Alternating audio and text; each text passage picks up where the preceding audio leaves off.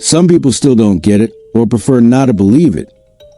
Shohei Ohtani didn't come here just to be a superstar smiling on a billboard, selling number 17 jerseys in the back alleys of the Bronx, or leading a line of fans behind the Dodgers dugout. Ohtani came to double the game, double the logic, even double the limits of his own body. And every time he steps on a mound or faces an opposing pitcher, he challenges everyone to rethink what's possible on a baseball diamond. On Saturday in Kansas City, those who bought a ticket saw something you don't see every day. In fact, maybe you won't see it again anytime soon. 102 miles per hour on the radar gun, the fastest pitch of his career. Some say, in the cramped clubhouse hallways, that not even in live batting practice had he shown that before. It's as if the heat of the crowd, the noise, the butterflies in his stomach, everything came together to push his arm beyond what his body should allow. Ohtani is almost a walking piece of fiction, except he wears blue and white with a multi-million-dollar contract that makes any GM lose sleep. But the big story wasn't just the pitch. For the first time in 2025, Ohtani pitched more than one inning. Only those who follow the Dodgers behind the scenes know how symbolic that is. In his first two appearances, it was just one quick inning. Then he'd run to the bench, swap the glove for a bat, and try to hit as the leadoff batter. Just imagining it is insane. This time was different. He hit before he pitched. Seems like a silly detail, but it says a lot. Ohtani no longer wants to be the walking chaos, try and do everything at once. He wants to do it all well in his own time. And that's where the paradox comes in, the one nobody can answer. At the plate, he started the day with a 3-pitch strikeout. Again, the third time in a row. He's human. It's normal. But it's not Ohtani. And what if he decided to choose one side? What if Shohei dropped the bat to become the dominant pitcher every team dreams of having? Or the other way around? What if he left the mound behind and became the hitter who can fight for MVP every year? It's the question no one wants to hear, because the magic is exactly there, in the risk of it all falling apart. The first inning on the mound was a roller coaster worthy of October. Jonathan India, fly out. Bobby Witt Jr., single. Michael Garcia, walk after walk, 5 in total. The Kansas City Royals smelled blood in the water. The crowd got excited. They smelled an upset. But then Ohtani did what only the greats do. He pulled a double play out of his pocket. Vinny Pasquantino hit that ball like he was hitting a brick wall. It was one of the game's most cinematic moments. Shohei's fastest pitch ever, 102 miles per hour, flying out his hand like a rocket. It's the kind of scene that becomes a GIF that circulates on Twitter that makes sabermetrics analysts spill their morning coffee trying to figure out the spin rate. The second inning was almost poetic. Ohtani came in calmer, colder, more ruthless. 3 outs, including a strikeout on rookie Jack Caglianone, and 13 pitches. It was like the monster had found his rhythm. And here's the thing, the fastball kept hitting triple digits. Anyone there witnessed a masterclass. Perfectly measured sweeper, slider back in the mix, everything tested to the millimeter. The Royals left the field knowing you don't face a guy every day who can switch up his arsenal mid-game and make it look easy. Now look at the cold numbers. For innings pitched in 2025, 2.25 ERA, 3 strikeouts, 3 hits allowed, only 1 run given up. It looks beautiful on paper. But then there's the other side. At the plate, 0 hits in 4 at-bats, 3 strikeouts. And more, The Dodgers lost a game 9-5. It's the painful reminder that Ohtani doesn't play alone, and that maybe, just maybe, try to be everything at once doesn't guarantee automatic wins. That's where the most human part of this story lives. What if he had a lineup that protected him more? What if the bullpen didn't blow it after a show like that? What if, well, baseball is made of what ifs. Babe Ruth, back in the day, also started as a pitcher. He only became the greatest hitter of all time when he left the mound. Ohtani carries a ghost every day. The difference is, at least for now, he doesn't seem willing to give up anything. It's that stubbornness that makes him so magnetic and so vulnerable at the same time. Inside the clubhouse, they say Ohtani left satisfied, but self-critical. He talked about mechanical adjustments, about improving at the plate, about keeping his body strong. It's like watching a tightrope walker crossing a steel cable between two skyscrapers with no safety net. At any moment, an injury could become a headline. One slip could cost a season. But if everything goes right, we'll tell this story forever. Maybe the most beautiful thing about all this is exactly that Ohtani isn't just a player. He's a living idea.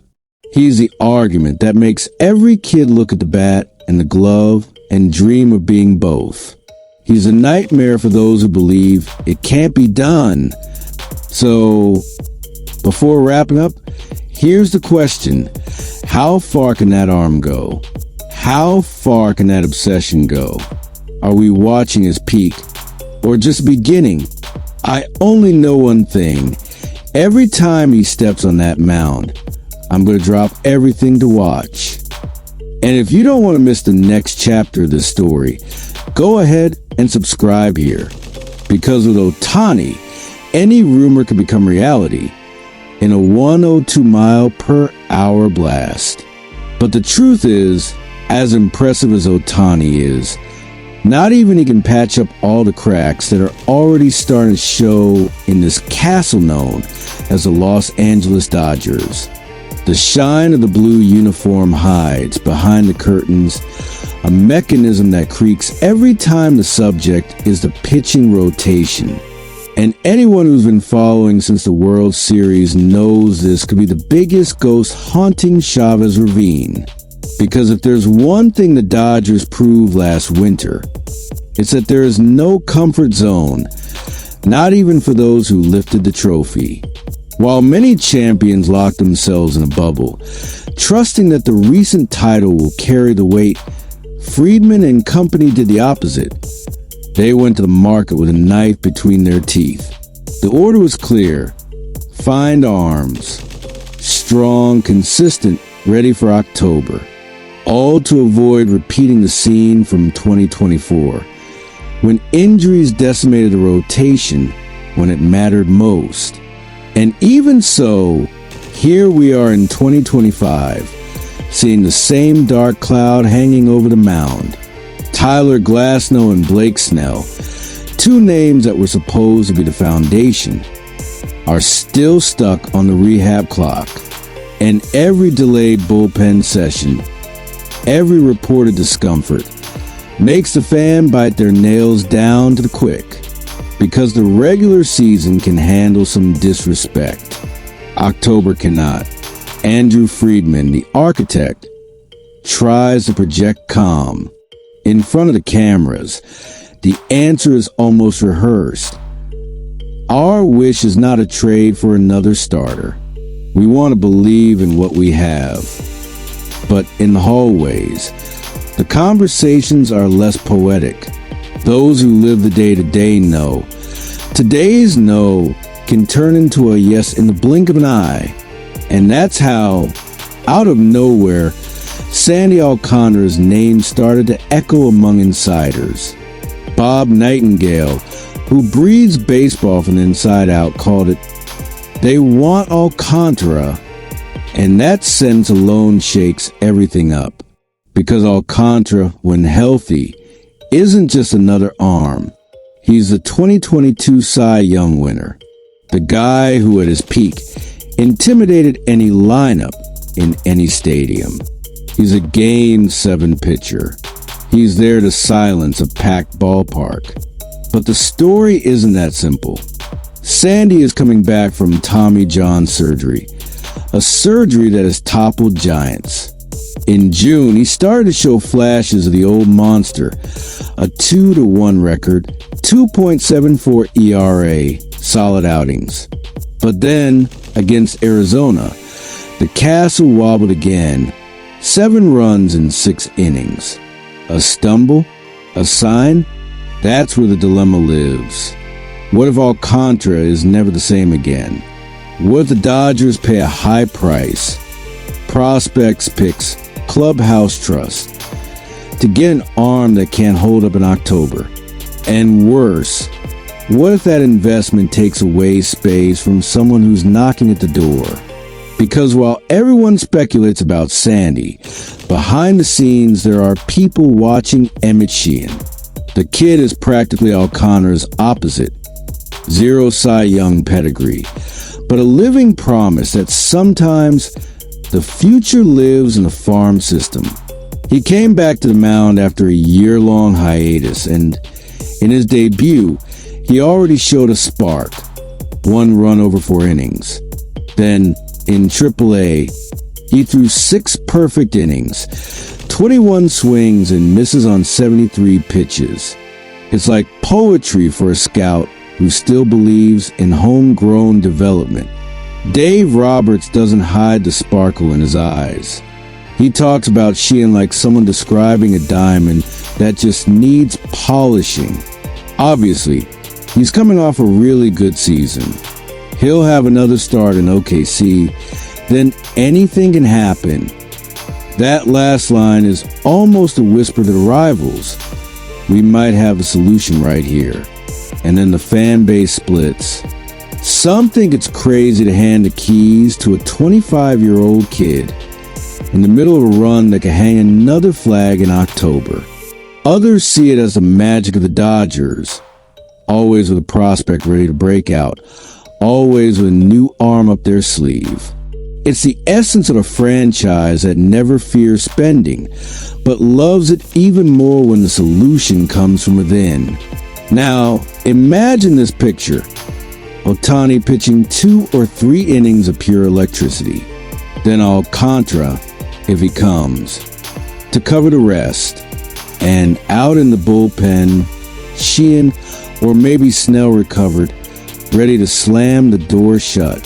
It's almost like a superhero movie with a happy ending written in the script. Except baseball isn't Hollywood. Glasnow still has to come back. Snell still has to prove that arm will hold up. Alcantara, if he arrives, still has to find his old form. And Sheehan, as thrilling as it is to see a kid shine, is still a gamble. In the end, it all circles back to the same question.